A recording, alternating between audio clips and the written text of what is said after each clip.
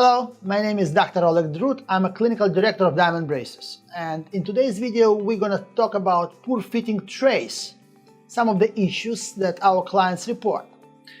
So when the tray is not properly fitting, you usually going to see a gap between the tray and the teeth surfaces. So when this happens, my suggestion is to use the bite stick that we're going to provide and bite and hold it for 5 seconds and release and repeat it for about 10-15 minutes. Usually it helps. If it doesn't help, you can always text us the photographs to the clinical number that we provide to our clinicians, and they're going to get back to you with the recommendations.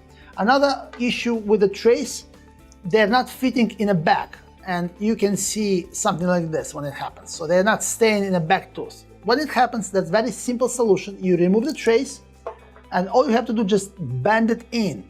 The trays are very flexible and they're not going to break. So what you have to do, you have to squeeze it and bend it in.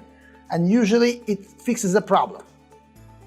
Okay, so, and again, the trays, even when you think they're not fitting properly, they're still working. Remember, they're programmed that way.